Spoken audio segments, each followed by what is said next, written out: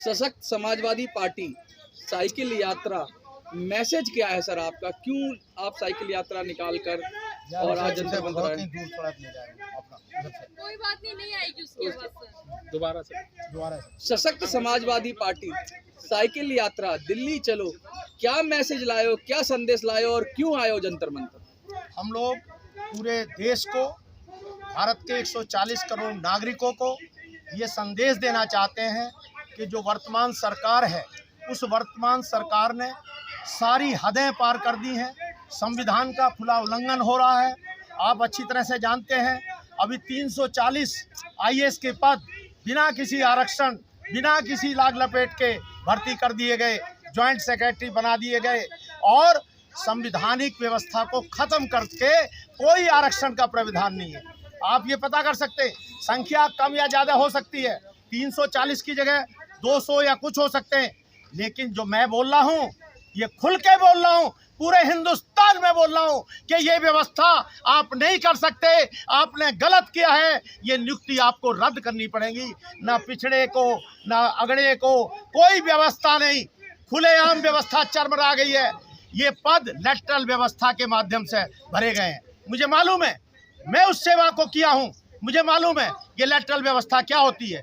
Lateral व्यवस्था उस समय के लिए थी जब शुरू में 1956 में कोई लोग नहीं मिलते थे, पढ़े लिखे लोग नहीं मिलते थे, तो उस समय ये था कि भारत सरकार यदि चाहेगी तो इस व्यवस्था के तहत वो जो है डायरेक्ट भर्ती कर सकती है योग्य लोगों की। हटाया तो अभी भी नहीं गया है, अभी भी नहीं हटाया गया है, लेकिन वो तो सरकार की अपनी इच्छा पर निर्भर है। No not at all. आज इस देश के अंदर 20 करोड़ लोग बेरोजगार है और 10 लाख आदमी यूनियन पब्लिक सर्विस कमीशन में बैठता है, जिसमें मात्र 1000 पद हैं। 125 नौकरियों की एक सीमा है ना। आप कह रहे हो 20 करोड़ लोग बेरोजगार है और आप 16 करोड़ लोगों को नौकरी देने की बात कर रहे हो। नहीं, तो 4 करोड़ तो हम ये कह रहे हैं, आप गलत समझे। मैं ये कह रहा हूँ, लिखा हुआ बैनर पे 16 करोड़ लोगों को नौकरी मिलने के लिए, वो अलग चीज लिखी है, उसकी अलग बात है, सुन लीजिए। वो तो ये कह रहे हैं इन जनरल कि 16 करोड़ लोग आज जो बेरोजगार हैं इन्हें नौकरी दो, ये कह रहे हैं। लेकिन मैं क्या कह रहा हूँ,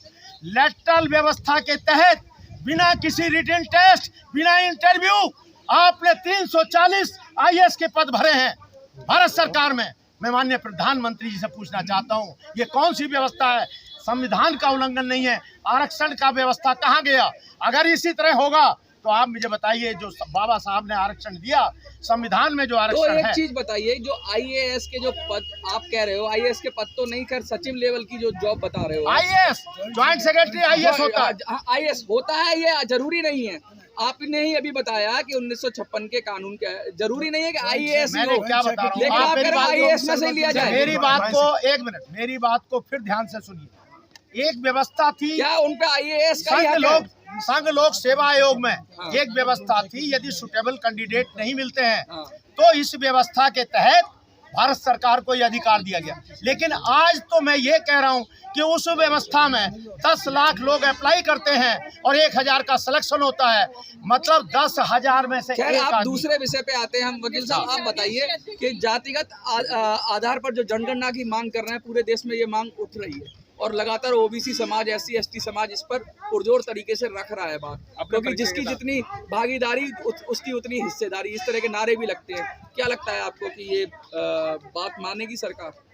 देखिए, मैं Baijnath Yadav, advocate supreme court, राष्ट्रीय अध्यक्ष सशक्त समाजवादी पार्टी। मैं 819 दिन से डॉक्टर राममनोहर लोहिया जी के सपनों को साकार करने के लिए ही सत्याग्रह कर रहा हूँ। ये भूखा सत्याग्रह है 819 दिन से। आज जो ये मंच पे सभी हमारे संगठन के और सभी पार्टी के राष्ट्रीय अध्यक्ष और पिछड़ा दलित विकास महासंघ के राष्ट्रीय अध्यक्ष माननीय जगदम्ब सिंह यादव जी भोपाल से हुए हैं, सबका जो समर्थन मुझे, यह डॉक्टर राममनोहर लोहिया जी के सपनों को साकार करने के लिए ही है। उन्होंने कहा था 1963 में। समाजवाद कहाँ खो गया सर? सुनिए, परिवारवाद हो गया। तो 1963 में doctor Rammanohar Lohia ji member of parliament थे, फर्रुखाबाद से वो सांसद थे। उन्होंने कहा था, उनकी पार्टी थी संयुक्त सोशलिस्ट पार्टी, उन्होंने कहा था सन सोपा ने बाधीघाट पिछड़े पामे 100 में 60। इस पिछड़ा वर्ग जो है बहुसंख्यक है। इतने बड़े नेता और यही राम मनोहर लोहिया अस्पताल जो बना है ना, हाँ। यही इलाज कराने के लिए तड़पते तड़पते उनकी मृत्यु हो गई।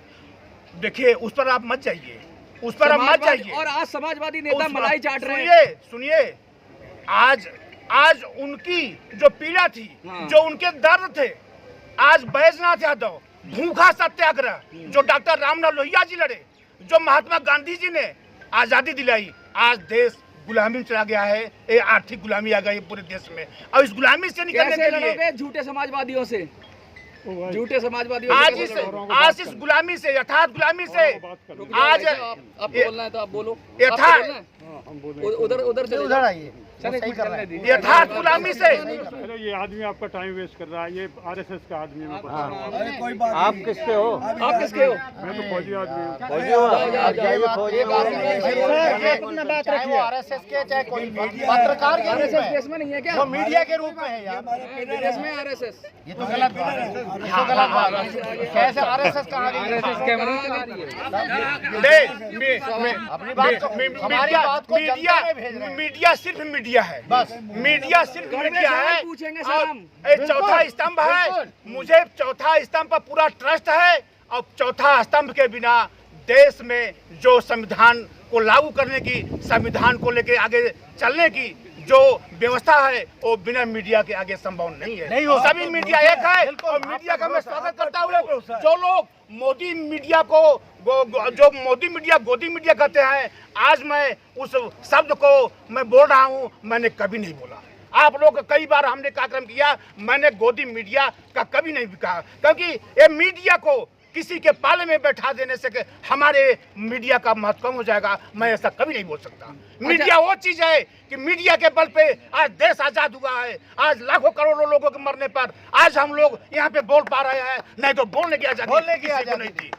आज ये मीडिया का दम है। मीडिया ने रात रात लोगों ने पेपर छपाया, रात रात लोगों ने बांटा, तब जा करके ये संचार पैदा हुआ, जहाँ पे ये जो डिजिटल नहीं था, एक दूसरे तक मीडिया माध्यम था। मैं मीडिया पे ट्रस्ट करता हूँ, विश्वास करता हूँ, और मीडिया के माध्यम से मैं 2024 से एक बहुत बड़ा मुद्दा प्राइवेटाइजेशन का है। सरकार जिस तरीके से PSUs का प्राइवेटाइजेशन कर रही है, और सारी विपक्षी पार्टियां चुप हैं उस पर, कोई भी मुखरता से बात नहीं कर रहा। सशक्त समाजवादी पार्टी ने ये मुद्दा उठाया है, तो कहां तक ले जाएंगे आप इसे? कोई चुप है? पार्लियामेंट में 200 सांसद जो निकल करके दफ्ती लेकर के, और जो 2% आज पार्लियामेंट मेंबर्स, क्या उनका काम हो पार्लियामेंट के बाहर दफ्ती लेकर चलने का? अंदर था। पार्लियामेंट के अंदर बातें सुनी नहीं जा रही है। ये लोकतंत्र खतरे में है, लोकतंत्र खतरे में है।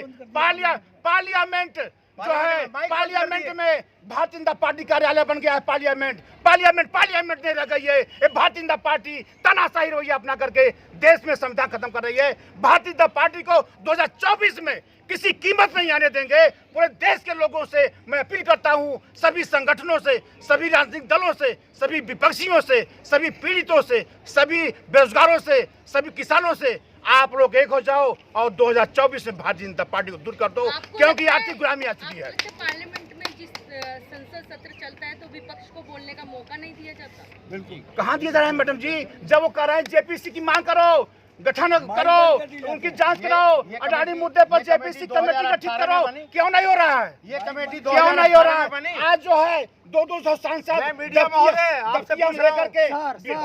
दफ्तिया में ले जा करके विजय चौक तक जा रहे हैं। सर, रह गया कह रहा है राहुल गांधी कह रहा है मोदी जी हमसे डरा हुआ है। क्या आपको लग रहा है सही में डरा हुआ है? ऐसा हुआ ना, सारे विपक्ष राहुल गांधी कह रहा है सर। डरा है कि नहीं डरा है वो उनसे पूछिए। हाँ। हम ये कह रहे हैं नहीं तो वो भी कि तो विपक्ष में है सर, वो भी ये क्यों विपक्ष में लागू है। नहीं करी आज तक उत्तर प्रदेश में? आप बताइए, ये कैबिनेट में जा रही थी, क्यों रुकवा दी?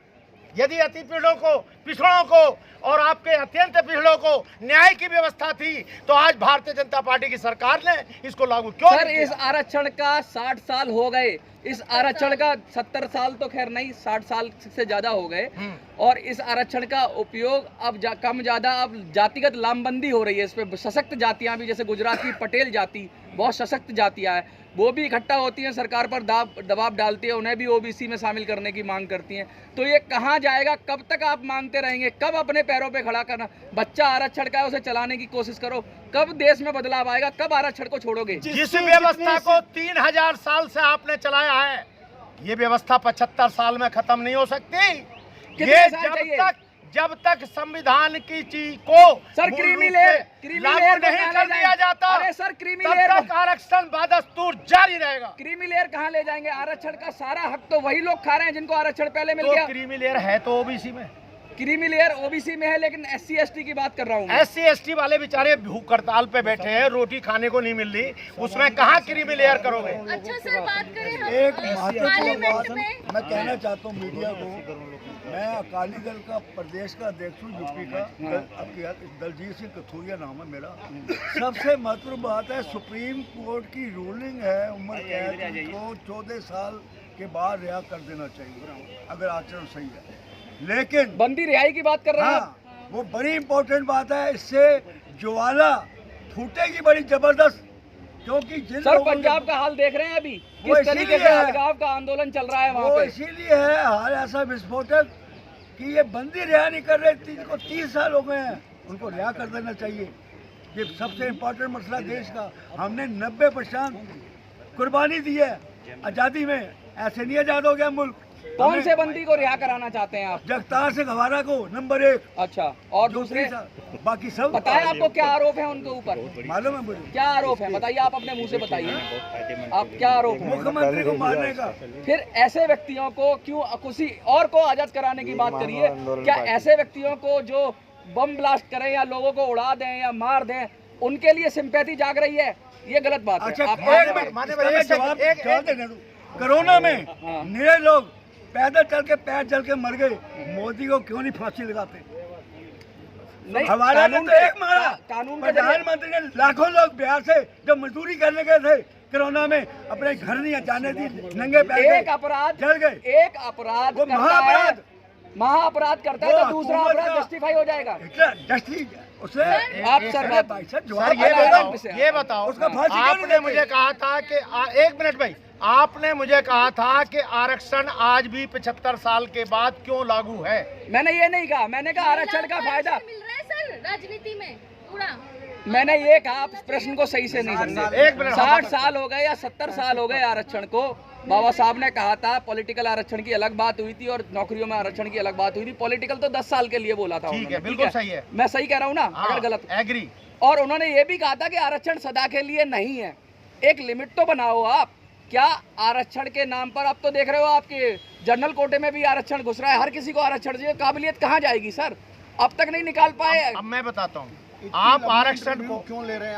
आप आरक्षण को कोई बात नहीं है, लेकिन आज घोड़ी पे चढ़ने में दिक्कत है, आज मुझे खाने में दिक्कत है, आज मटके से पानी पीने में दिक्कत है, और जब तक ये दिक्कत रहेगी आरक्षण बदस्तूर जारी रहेगा। दिक्कत क्यों नहीं हो रही आरक्षण से? मैं आगरा से हूँ, बात सुनिएगा, बड़ी इंपॉर्टेंट बात है। 1991 में एक दलित घोड़ी पे चढ़कर जा रहा था, हाई कास्ट वालों ने जलने नहीं दी और 27 जाटव जिंदा जला दिए 1991 में। उस समय मैंने 5000 सिख बनाए और 3-3 फुट की कृपाने दी मुकाबले के लिए। हम तो बलहीन के साथ हैं, कमजोर के साथ हैं। 91 में 5000 सिख बने। बनवारी के जो 27 जिंदा जला दिए, घोड़ी में नहीं चढ़ने देते। क्या ये संविधान है हमारा? क्या आजादी है? संविधान के विरोध में संविधान का काम, संविधान पर इम्प्लीमेंट नहीं हो रहा। सर आरक्षण की बात हो रही है यहाँ पे, क्या जरूरी मैं कह रहा हूँ संविधान पर कोई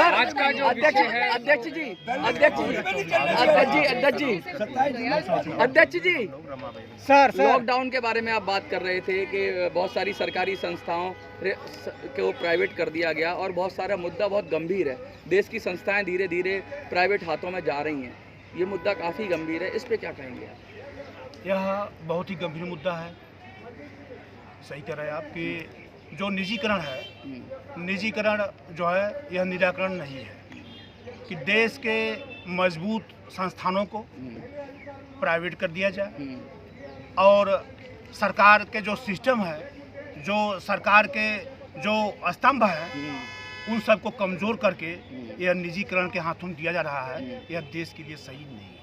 अब क्या लगता है, जैसे और पार्टियां हैं जिनमें परिवारवाद चल रहा है, समाजवादी पार्टी का नाम लगाकर बहुत सारे लोग घूम रहे हैं, आपकी पार्टी कैसे अलग है उससे? वो उस ढर्रे पे नहीं चलेगी, इसका क्या गारंटी दे रहे हो आप? क्या कह रहे हो जनता को, वो मैं चाहता हूँ सुनना। देखिए, देश में संविधान में 4 वर्ग है, सामान्य वर्ग है, पिछड़ा वर्ग है और अनुसूचित जाति है और अनुसूचित जनजाति। ठीक है ना। सबकी काउंटिंग हो जाए और सबको बराबर की हिस्सेदारी मिल जाए। जिसके- जो जिनके जितने जातिगत में है, जनगणना जातिगत जनगणना है, जो जितने में है उसको उतना आरक्षण दे दिया। इससे जातिवाद नहीं फैलेगा? जातिवाद पे ही तो आरक्षण हुआ है, जातिवाद पे तो जातिवाद पे ही तो कमजोर किया गया है लोगों को, समाज को। पहले जातिवाद आया तब आरक्षण आया। जातिवाद